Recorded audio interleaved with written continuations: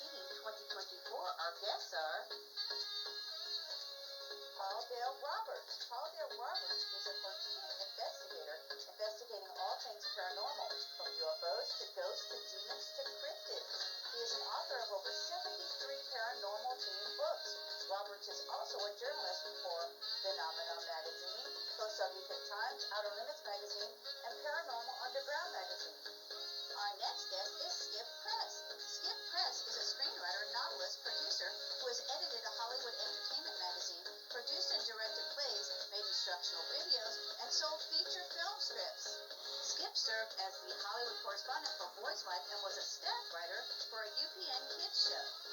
Skip is also a former staff member for the Scientology Celebrity Center who escaped from Scientology. He has nearly 50 books published. Our next segment is the Dream Team, The Matrix Meets Stranger Things. Penny L.A. Shepherd and Tom Althouse comprise the Dream Team. They have worked in the military-industrial entertainment complex as actors, singers, entertainers, and writers.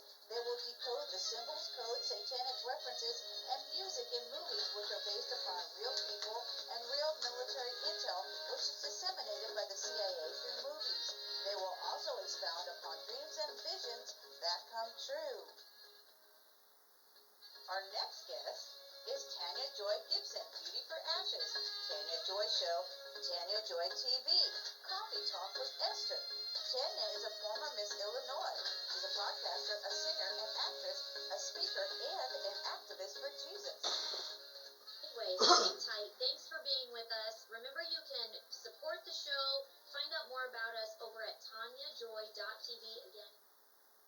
Rounding out the final hour of the Wake Nation is Susie Q, White Horse Productions. Susie is a world hunting horse champion and owner of a horse ranch and event center. She's an entrepreneur who escaped being murdered by serial killers Otis Toole and Henry D. Lucas. She is currently working on her memoirs. You can find Susie Q on the Dark Outpost, where she delivers hot shots of intel. You can also find Susie at her arena, Joel's Indoor Arena and Event Center, located in Atlanta, Texas. Don't forget to subscribe to the Dark Outpost at darkoutpost.tv. There you will find exclusive content, interviews, documentaries, and intel not found anywhere else. You can find us on Rumble at the David Zublik channel and watch us live at theawakenation.com. Falling down the rabbit hole can hurt.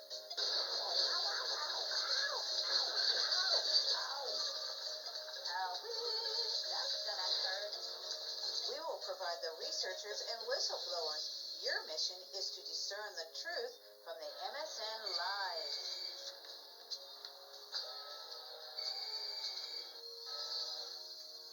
And now for the interview portion of the Awake Nation. And awake we go with a shot of espresso.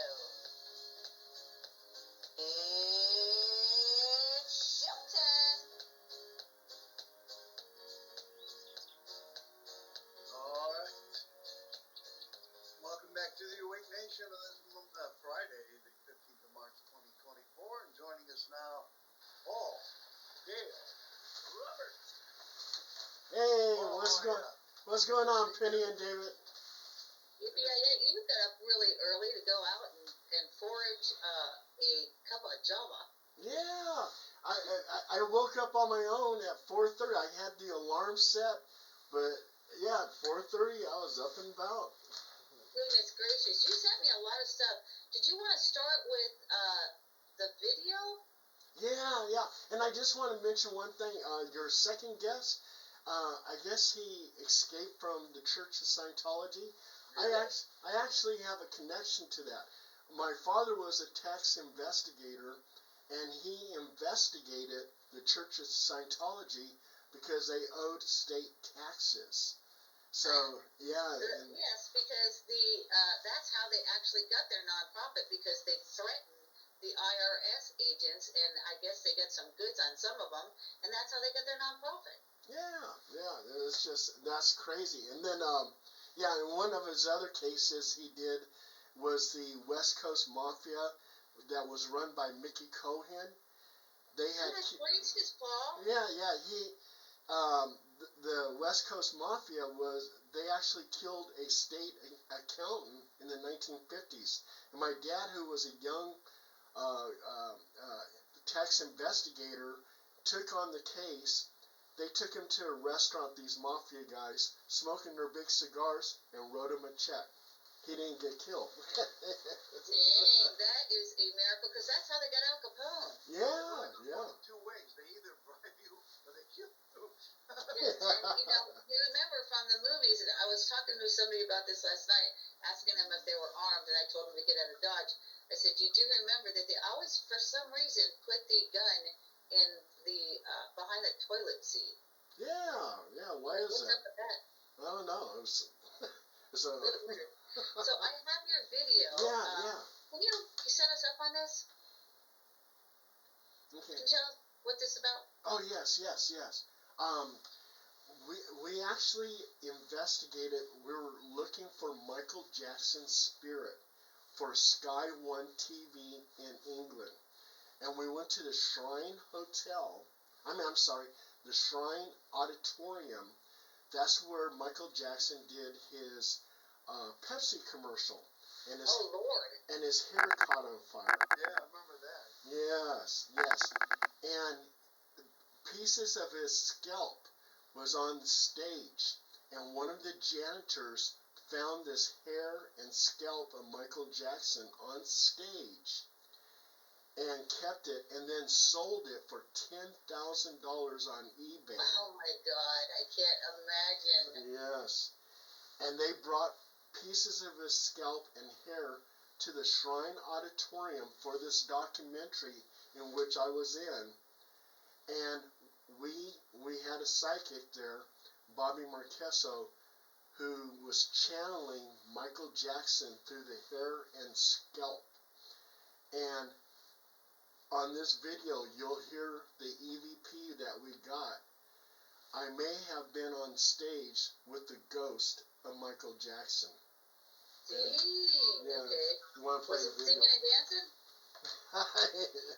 No, you'll see. Was he singing "Beat It, Beat It, Beat It"? Okay, here we go. Having visited the locations close to Michael's heart to no avail, there is one last haunt to visit, the Shrine Auditorium. A location that was the setting for one of the most traumatic and life-changing events of Michael's life. The trauma that Michael Jackson experienced was the worst day of his life. I realized, oh my God, my friend's on fire.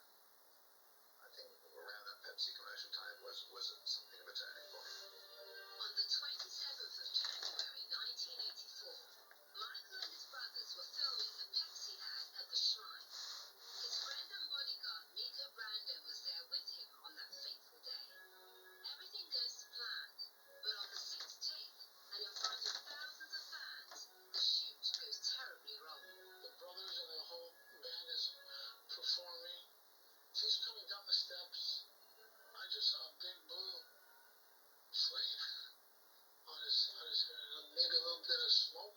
And he doesn't even know his head's on fire at this point. He's so kind of engrossed in what he's doing. He's spinning around. That comes from the left, rushing in, and then we're just thrown on the floor. Just pushed him to the ground and is banging his head trying to get the flames out. Unfortunately, the damage had already been done. Having suffered second and third degree burns to his scalp, losing some of his hair and needing reconstructive surgery, this freak accident had a profound effect on Michael. I want to find out more about the impact of this incident on him, so I've arranged to meet with Ian Halprin, a Jackson expert who had met the man himself on numerous occasions. How amazing is this place? It's huge. Well, this is what changed Michael's life, was right here. Would you say this was the worst day of his life? He told me if there was one day he could just erase, would be this day. The most amazing thing is that Michael didn't even want to do the commercial. He thought about it, and he said, I don't think I should go there. Michael was a very intuitive person. A lot of his close friends told him not to do it, and the rumor is that Paul McCartney asked him not to do it. When this accident happened, he was treated with painkillers. worse shape than People are led to believe. that's right. Absolutely. So he became extremely dependent on these drugs to help him live life. So, Bobby, this is our sort of final port of call, as it were. What do you think we should do tonight? I think we should have a channeling session and just forego all of the "are you here" and calling out to everything, and just try to talk directly to Michael and see if we can't channel it through. Michael is very open to stuff like this, and I think he'd be the first person to jump into something like this. He used to do this at home. He used to bring back spirits. So I have no doubt that he's here participating. Tonight is our last chance to get in touch with Michael Jackson. Often, the scene of a trauma is a big draw for spirits. So it's very possible that the biggest trauma of Michael Jackson's life will play out there for months, years, decades to come. Bobby is pulling out all the stops to make it run as successfully as possible. He's organized a trigger object that was recovered from the infamous night to help draw Michael's spirit in. I brought with me a lock of Michael Jackson's hair. Oh my God. Now you asked Dean to bring this hair because you need an item of Michael's fit to channel him. Again, when you get personalized objects like that, it really is like a beacon, and it draws them right in. Wow. The lock of hair was retrieved by a crew member after Michael was rushed to hospital. 25 years later, it landed in the hands of a company that produces diamonds of special origin. Further assistance for tonight's session are ghost hunters Shannon McCabe and Paul Dale Roberts. Like right back here, for whatever reason, this feels good. I'm going to use my equipment, and we're going to use an audio recorder and a couple other little tools that we have in our arsenal that I think might be able to conjure, hopefully. I think out of everywhere we've been, I would have thought this is maybe one of the most significant places to Michael because, such a tragic thing that happened there. I'm excited.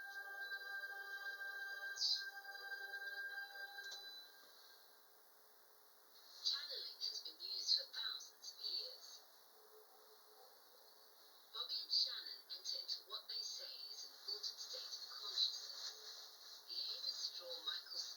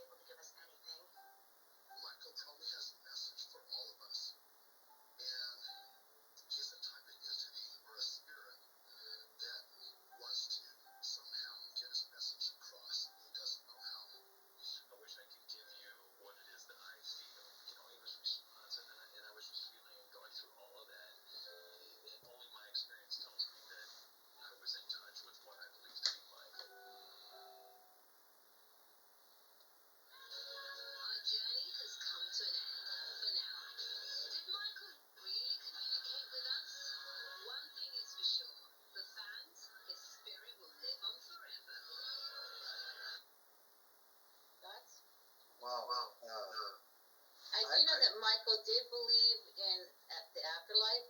He also, I don't know if he achieved it, but he wanted to be cryogenically frozen in the event that they could find out what the cause of his death was, because he believed that you could repair the body and bring it back to life. He also was involved with Uri Geller. He was his best man at his wedding, and they both went to Clonade together because he actually wanted to create clones of himself on a planet.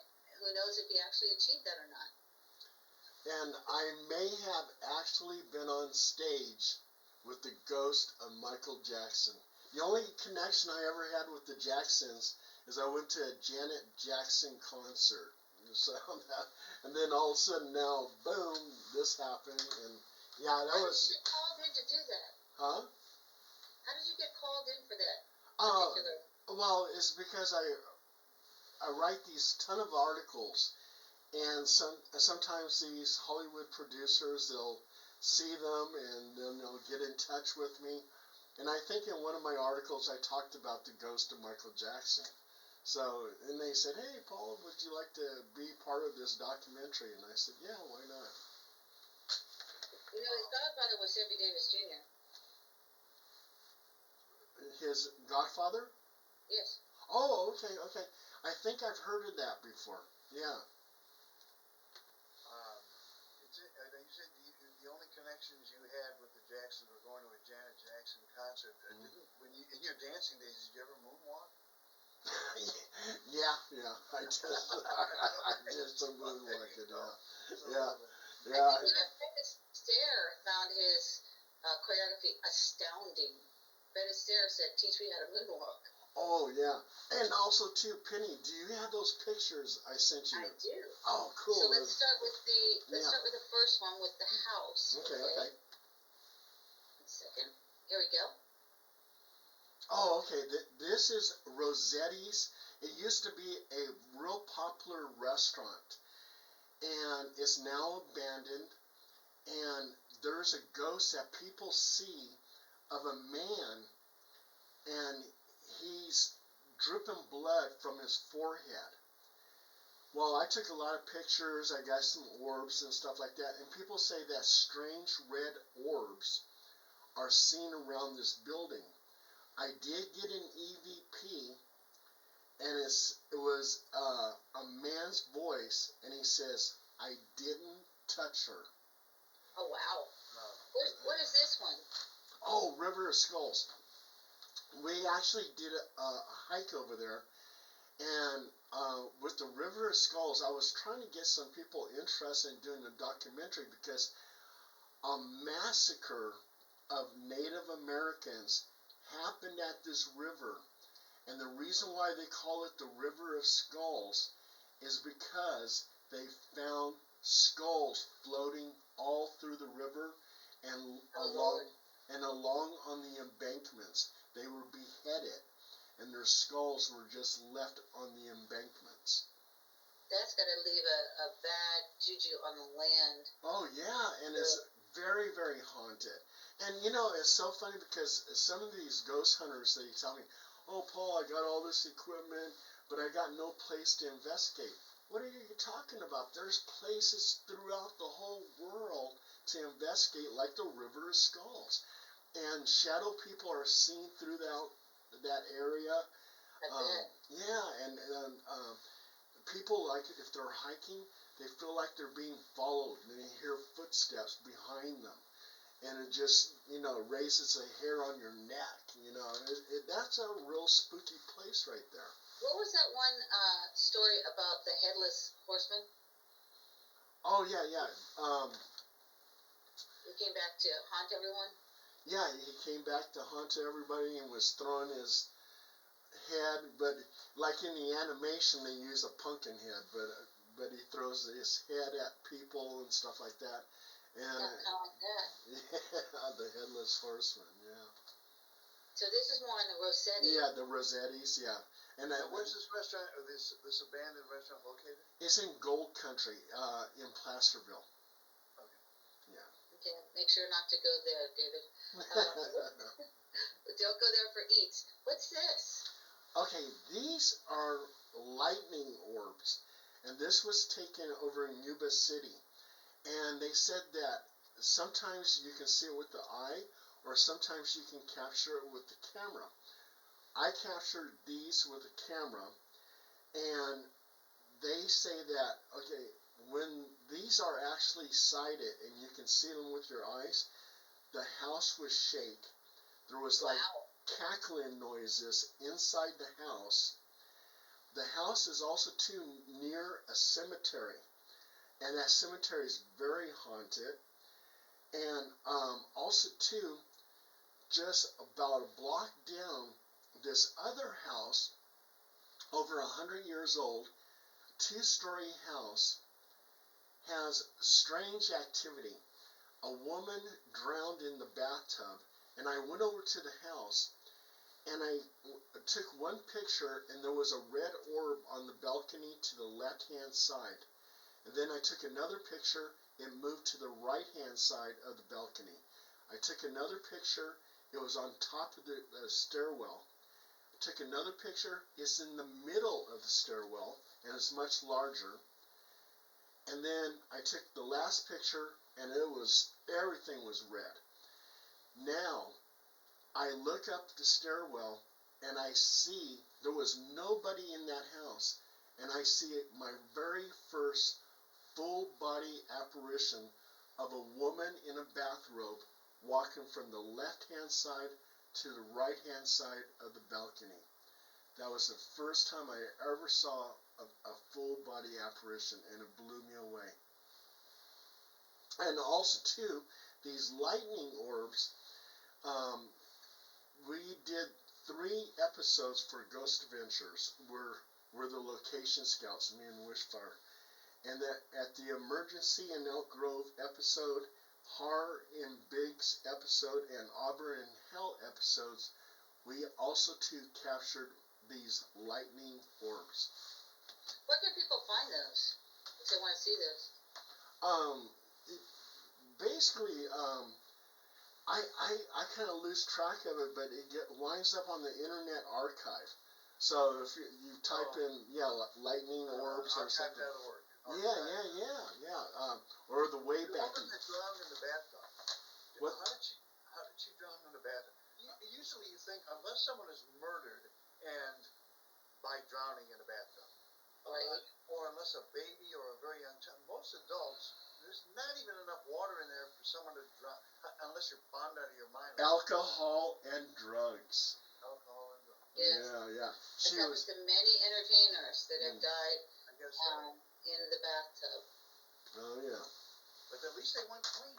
It's true. They didn't kick the habit and go clean, but they went clean in the They're tub. not dirty anymore. Paul Dale Roberts, Paranormal Gumshoe. Where can people find you? Very easy. Bing or Google Paul Dale Roberts, and tons of my articles pop up. Hit images, you get pictures, sometimes some ghost pictures. Or you put in Paul Dale Roberts books if you want to read any of my books. Right. How many books do you have? I think about 173. Oh my God. Oh my God. Hey, I'm bored, just write a story. He wrote his first book in the womb. Right? And you have an author right after you skip press. So, Well, it's funny that you said that, because at the age of 12, I started writing a diary. And I didn't really even know what a diary was, but I was just keeping a journal. My mother got a hold of the diary, and she goes, "What are you doing here?" And she goes, "You're writing a diary." Yeah, and then I was hooked on it. I was writing diaries all through my whole life. I think Skip said he knew that he was going to be a writer when he was like, I don't know, 5 or 8. Mm-hmm. Well, Skip is, he believes he's the reincarnation of Mark Twain. He looks a lot like him. I can't deny it. Now, that's funny, because when I was in Hawaii, I went to see this psychic, and she knew nothing about me.